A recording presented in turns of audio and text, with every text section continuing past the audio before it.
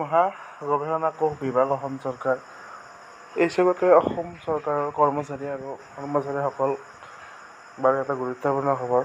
ৰাজ্য চৰকাৰে ইতিমধ্যে যি পে কমিশ্যনৰ সিদ্ধান্ত লৈছে তাৰ সম্পৰ্কে আজি কিছু কথা আলোচনা কৰিম। আৰু এই অষ্টম দৰমহা আয়োগ আচলতে কেতিয়াৰ পৰা কাৰ্যকৰী কৰা হ'ব আৰু লগতে তেওঁলোকৰ দৰমহা কিমান থাকিব বেছিক পে, সেই সন্দৰ্ভত আজি এক বিশেষ প্ৰতিবেদন আলোচনা কৰিম। প্ৰথমতে আমাৰ যি পে কমিশ্যন আছে তাৰ বিষয়ে অলপ কিছু কথা আলোচনা কৰিম,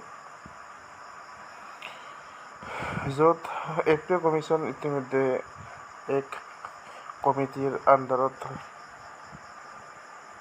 যি অসম ৰাজ্যপালে নিম্নলিখিত অষ্টম অসম দৰমহা আয়োগ 2026 ইতিমধ্যে ঘোষণা কৰিছে, আৰু য'ত তাৰ নাম আৰু পদবীসমূহ দিয়া আছে আপোনালোকে চাব পাৰে, য'ত কাৰ্য পৰিসীমা নিবদ্ধন আছে, টাৰ্ম অফ ৰেফাৰেঞ্চ আছে আৰু দৰমহা গাঁথনিৰ ভিত্তিত বহন ক্ষমতা কেনেকুৱা ধৰণৰ হ'ব ইয়াতে ধুনীয়াকৈ দিয়া আছে।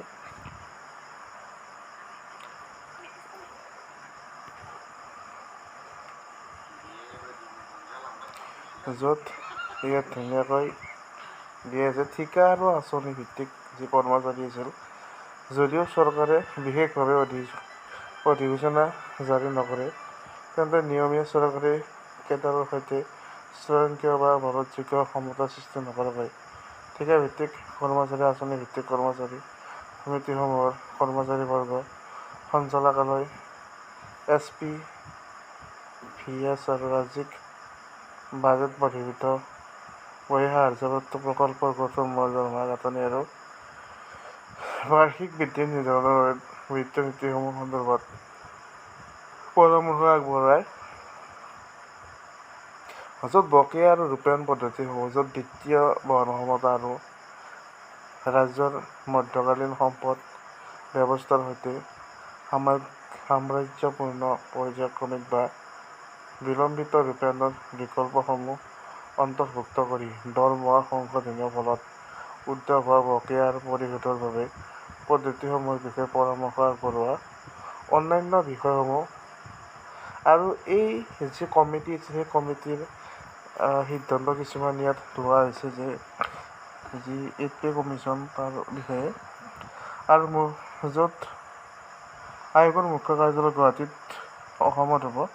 চৰকাৰে সময়সীমা বৃদ্ধি নকৰিলে আয়োগে ইয়াৰ প্ৰতিবেদন যথাসম্ভৱ শীঘ্ৰেই ইয়াৰ গঠনৰ তাৰিখৰ পৰা অগ্ৰাধিকাৰ ভিত্তিক 18 মাহৰ ভিতৰত দাখিল কৰিব লাগিব।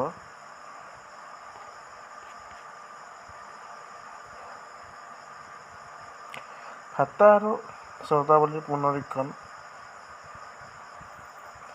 ৰাজ্য চৰকাৰৰ কৰ্মচাৰীসকলৰ বাবে উপলব্ধ বিদ্যমান সুবিধা, ভাত্তা আৰু নিম্নলিখিতসমূহক অন্তৰ্ভুক্ত কৰি সেৱাৰ চৰ্তাৱলী পুনৰীক্ষণ কৰা, জনসংযোগ বিৱৰণ আৰু বিত্তীয় প্ৰৱাহসমূহ যথোচিতভাৱে বিবেচনা কৰি অৱসৰৰ বয়স, মৃত্যু ও অৱসৰকালীন সুবিধাসমূহ, বিশেষ বেতন, ক্ষতিপূৰণমূলক আৰু দুৰ্ভোগ ভাত্তা, চিকিৎসা সুবিধাসমূহ, যাতায়াত আৰু দৈনিক ভাত্তাসমূহ এক পঞ্জিকা বৰ্ষত চৰকাৰৰ বণ্ডৰ সৈতে অন্যান্য সংশ্লিষ্ট বিষয়সমূহ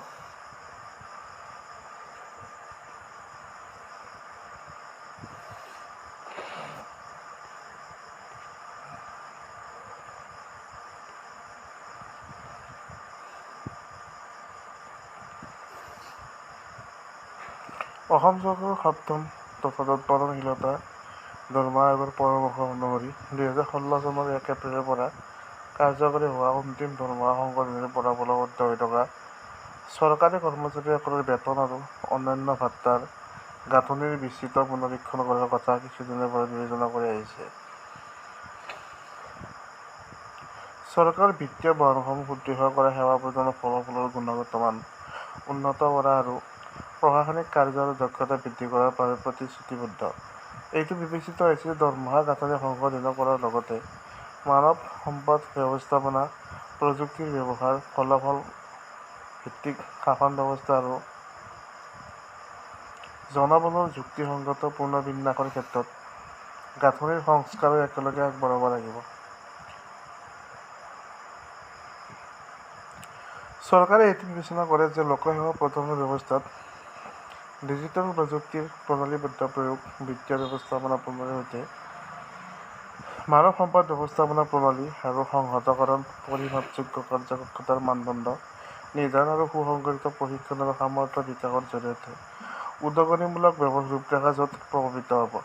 স্পষ্টভাৱে সংজ্ঞায়িত আৰু বস্তুগতভাৱে পৰিমাণযোগ্য মানদণ্ডৰ লগত সংযোগ স্থাপন কৰিব লাগিব আৰু ৰাজ্যৰ বিত্তীয় সামৰ্থ্য আৰু অসম বিত্তীয় দায়বদ্ধতা আৰু বাজেট ব্যৱস্থাপনা অধিনিয়ম ২০০৫ Assam financial responsibility and budget management act ২০০৫ ৰ উপবন্ধাৱলীৰ সংগত হৈ থাকিব লাগিব।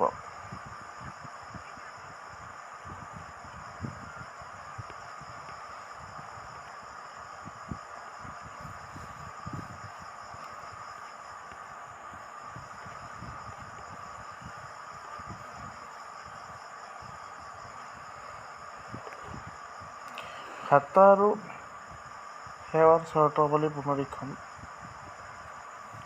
ৰাজ্য চৰকাৰৰ কৰ্মচাৰীসকলৰ বাবে উপলব্ধ বিদ্যমান সুবিধা, ভাত্তা আৰু নিম্নলিখিতসমূহক অন্তৰ্ভুক্ত কৰি সেৱাৰ চৰ্তাৱলী পুনৰীক্ষণ কৰা।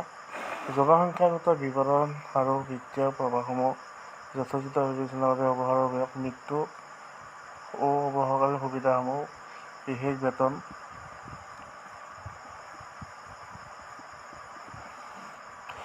ক্ষতিপূৰণ আৰু দুৰ্ভোগ ভাত্তা, চিকিৎসা সুবিধাসমূহ, যাতায়াত, দৈনিক ভাত্তাসমূহ, এক পঞ্জিকা বৰ্ষত চৰকাৰী বণ্ডৰ সংখ্যা, অন্যান্য সংশ্লিষ্ট বিষয়সমূহ। আধুনিক দৰমহাৰ গাঁথনি। এক আধুনিক ক্ষতিপূৰণ ৰূপৰেখাৰ পৰামৰ্শ আগবঢ়োৱা যিয়ে চৰকাৰী সেৱাত উপযুক্তভাৱে প্ৰতিভাসমূহক আকৰ্ষিত আৰু নিযুক্ত কৰি ৰাখে।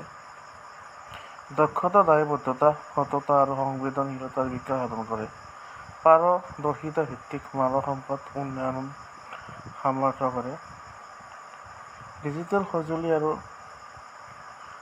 পৰিমাপবাধ্য কাৰ্যপদ্ধতি গ্ৰহণত উৎসাহ যোগায়। পৰিৱৰ্তনশীল সেৱাৰ প্ৰয়োজনসমূহৰ সৈতে দক্ষতা আৰু পেছাগত বিকাশৰ সামঞ্জস্য ৰাখে।